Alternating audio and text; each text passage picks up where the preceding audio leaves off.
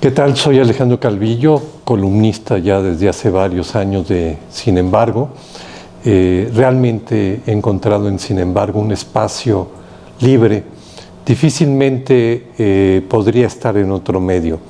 Ustedes saben los temas que he venido tratando, principalmente de todas estas grandes corporaciones globales, de ultraprocesados, de bebidas azucaradas, endulzadas, y he hablado directamente sobre estas empresas, sobre los funcionarios de estas empresas y toda la corrupción que ha habido, y principalmente en gobiernos anteriores, de este vínculo entre gobierno, ¿no?, y estas corporaciones que son la principal causa de enfermedad en nuestro país.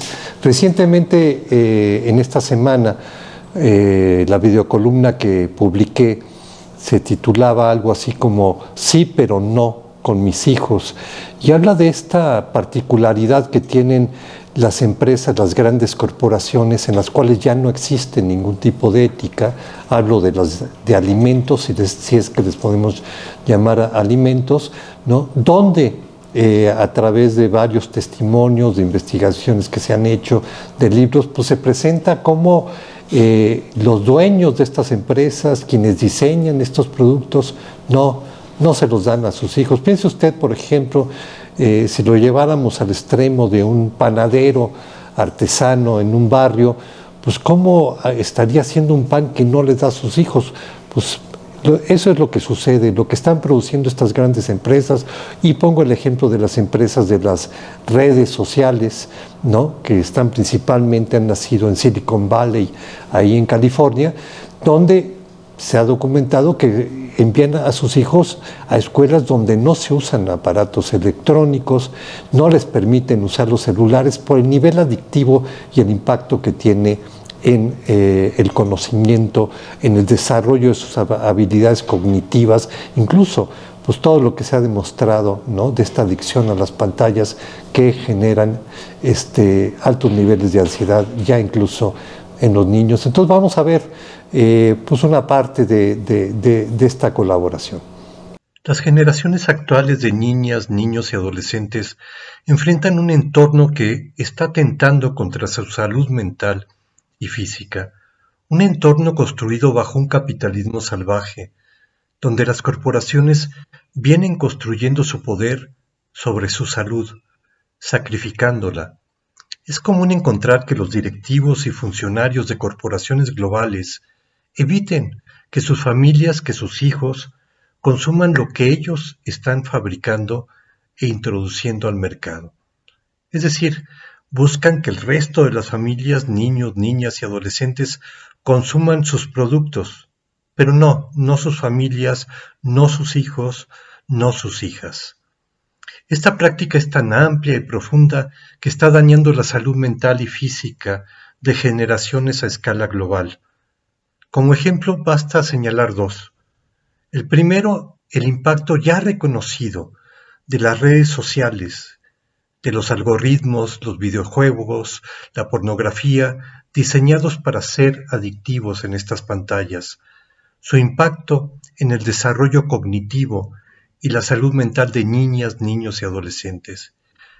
Y el otro ejemplo, el segundo, el impacto que tiene en la salud física de niños, niñas y adolescentes el consumo de ultraprocesados, de la llamada comida chatarra y las bebidas endulzadas, que son la principal causa de esta epidemia global de sobrepeso, obesidad y diabetes.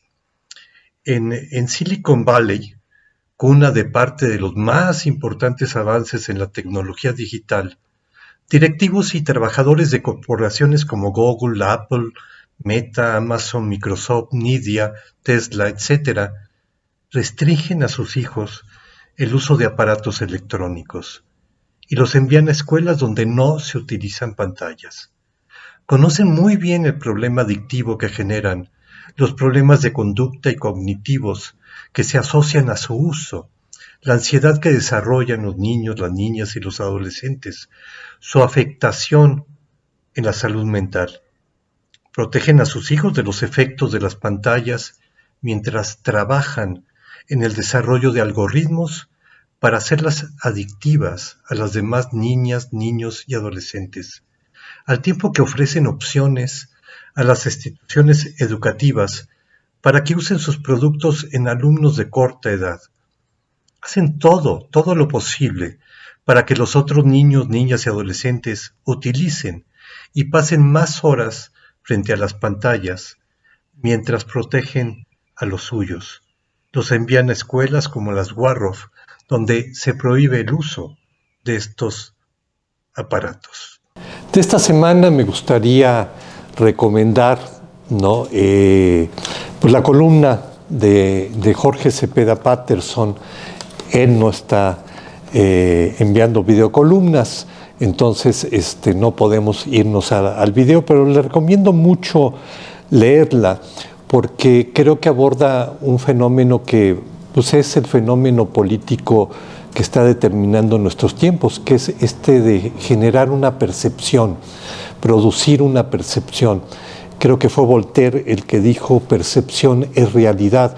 Y habla él, entre las cosas que menciona, habla de cómo Trump, ¿no?, generó toda esta percepción de que la economía de los Estados Unidos estaba muy mal, que la inflación era muy alta. Es decir, se puede estar generando otra realidad a partir de los medios, a partir de las redes sociales, y esto pues es algo que está ocurriendo de alguna manera, sobre todo en los gobiernos que empiezan a tocar algunos poderes o que tocan varios de los poderes fácticos que existen en un país. Estos poderes fácticos pues dominan los medios de comunicación y tienen muchos recursos para en las redes sociales de manera anónima generar percepciones falsas. Y él habla mucho de los datos sobre asesinatos que se han registrado en diversas administraciones y cómo esos han disminuido y muchos otros factores de delitos han disminuido en esta administración, pero sin embargo se genera una percepción de que han aumentado. Reconoce Cepeda Patterson que ha aumentado el tema de la extorsión, pero en muchos otros casos se ve que ha tenido en este gobierno que inicia, ¿no?, ha reducido este tipo de delitos y en especial los asesinatos. Entonces recomiendo mucho leerlo, pero a quien sí podemos escuchar también creo que es pues, a nuestro buen amigo Alejandro Páez Varela, ¿no?, que habla de estos ataques que ha recibido recientemente, pero me gusta mucho, inicia hablando de cómo hubo toda una campaña contra Cuauhtémoc Cárdenas, cuando Cuauhtémoc Cárdenas estaba al frente de la Ciudad de México, y cuando fue asesinado, pues este personaje, pues desde mi punto de vista bastante detestable, Paco Stanley, ¿no?, que tenía primero un programa en Televisa, después se pasó a TV Azteca, y era un programa de estar bulleando a todo mundo, ¿no? Y fue asesinado Paco Stanley. Al parecer se habla mucho de que estaba metido en el tema de drogas, y toda la culpa se echó desde las televisoras, desde ambas televisoras, TV Azteca y Televisa. La culpa se fue, ¿no? Empezaron a culpar a Cuauhtémoc Cárdenas de la situación. Y bueno, esto mismo está sufriendo a Alejandro de otra manera, ¿no?, con ataques que vinieron tanto desde Televisa como desde TV Azteca y obviamente en las redes sociales. Esto de las redes sociales, pues también lo hemos sufrido en carne propia con la columna, con la videocolumna que tenemos en Sin embargo. Vamos a escuchar sobre todo esta parte donde responde Alejandro Páez a este tipo de críticas. Recientemente, como algunos saben, he sido víctima de una campaña de difamación que se caerá sola. No tiene manera de ir más lejos. Todo lo que soy y lo que tengo está transparentado. Ni siquiera tuve que preguntarle a nadie cuánto acumulo. De verdad, es poco.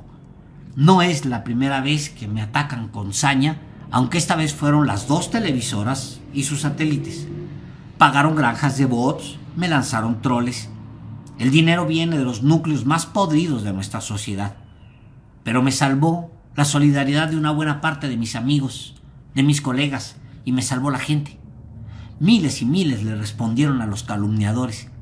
Estoy en deuda con ustedes, con todos, y conmigo mismo estoy en deuda. No puedo descuidarme ni un segundo. Nunca más. Van a seguir porque son corruptos y les encantaría encontrar a alguien de este lado que sea como ellos. Seré una pared sólida. Permítanme, sin embargo, dejar claro esto. No es necesariamente contra mí. Es una disputa mayor. Lo que quieren es desquitar su enojo, su ira, su rabia. Y bueno, algunos pagamos. Lo que tienen es síndrome de abstinencia de poder y quieren que alguien, quien sea, se las pague. Cito textual el mensaje que me mandó la directora de un medio. También pienso que van sobre ustedes, que son lo más fuerte de este lado del periodismo contrahegemónico, para una avanzada mayor sobre el proyecto político del país. Son épocas oscuras y toca acuerparnos, querido, porque vienen por nosotros. Sí, vienen por todos nosotros, donde estemos, y no solo en la prensa. Y van a seguir. Apenas empiezan. Ensayan conmigo y se seguirán con otros. Tienen dinero a raudales para resistir, aunque se les vaya alejando la gente. Me lanzarán el toro negro de 1000 toneladas y yo me defenderé con el recurso más eficaz. Ustedes. Es lo que me queda. Es lo que siempre salva a la gente como yo. Soy pared. Soy una pared de piedra. Verán, pues sí, que me cuarteo. Pero no me caigo. Algo que encontramos muy interesante en Sin embargo, pues son estos análisis políticos con personas y periodistas que llevan pues una gran experiencia, una gran trayectoria como Álvaro Delgado. Y eso nos sirve mucho cuando ellos hacen un recuento de cosas pasadas que ya vamos olvidando o que muchos no vivieron. Y creo que la columna de los impostores de esta semana de Álvaro Delgado es muy buena porque, entre otras cosas, por ejemplo, habla de esta historia, estos capítulos de la captura de lo que era el Instituto Federal Electoral, ¿no? De cómo se eligieron, ¿no?, a los representantes ahí en el Instituto Federal Electoral entre el PAN y el PRI, cómo se los repartieron.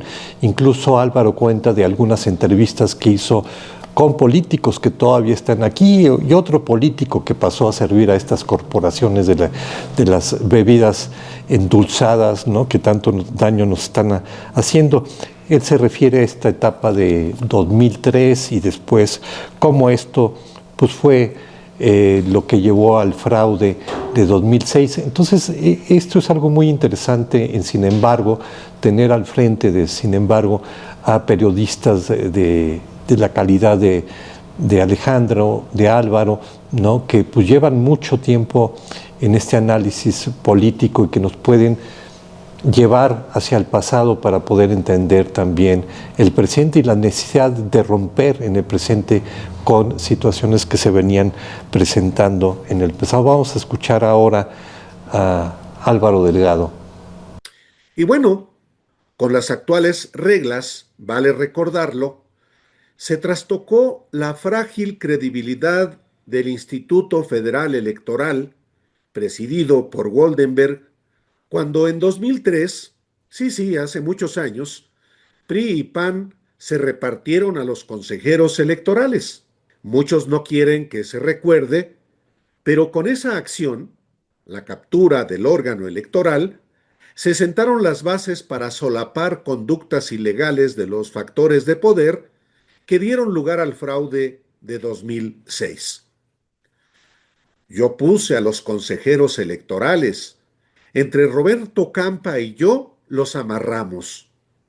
Esto me lo confesó muy ufano Germán Martínez Cázares, el representante de Calderón en la Cámara de Diputados, sobre la captura del IFE tramada con el operador del Baester Gordillo para excluir a la izquierda del órgano electoral, clave para evitar el triunfo de Andrés Manuel López Obrador en 2006.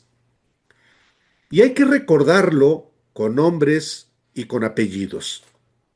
El PAN colocó a María Teresa González Luna Corbera, nieta de un fundador del PAN, a Arturo Sánchez Gutiérrez, compadre de Juan Molinar Orcasitas, así como a Andrés Albo y Rodrigo Morales Manzanares, amigos literalmente de borracheras de Calderón y sus asesores desde que buscó la presidencia de ese partido en 1995.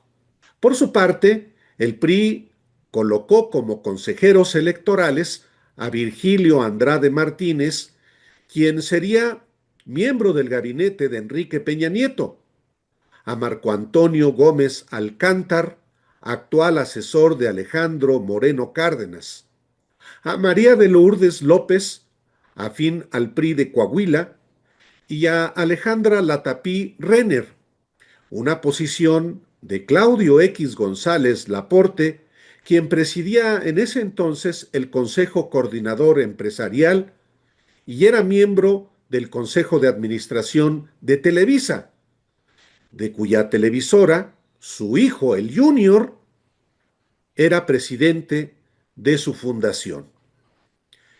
Este reparto, una simbiosis del PRIAN, lo coronó Luis Carlos Ugalde como presidente del IFE.